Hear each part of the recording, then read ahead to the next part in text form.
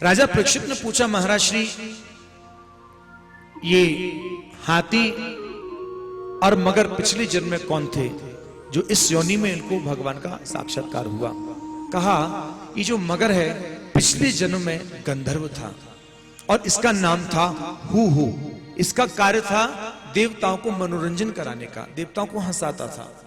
एक बार देवताओं के मनोरंजन के हेतु हंसाने के उद्देश्य से इसने क्या किया, इसने देखा कि देवल ऋषि किसी सरोवर में स्नान कर रहे थे।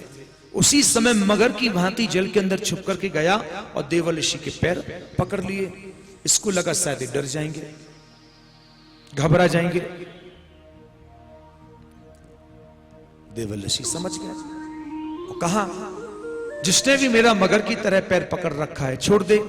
जब नहीं छोड़े श्राप दे दिया, मगर की तरह जिसने मेरा पैर पकड़ रखा है वो मगर ही हो जाए।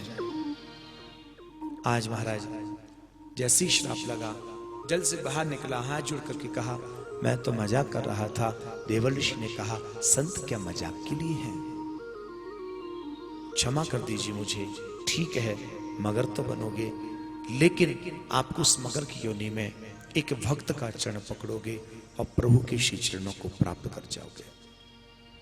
फिर इसके बाद में सुखदेव मुनि ने बताया, ये जो हाथी है ये पिछले जन्म में द्रविड़ प्रांत के पांडे देश का राजा था। नाम था इनका इंद्रद्युम्न।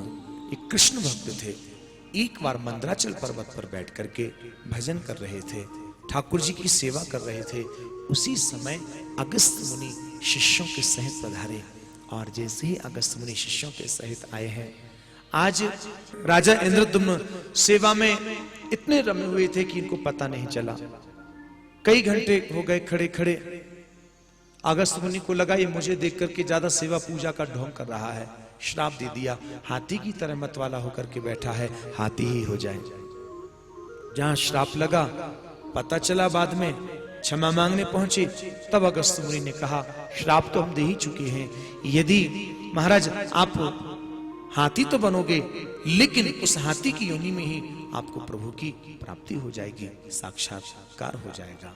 देखिए यहां पर बड़ी विचित्र बात देखिए कि आज हरि सेवा में थे लेकिन संत का दर्शन नहीं किया और हाथी इनको बनना पड़ गया।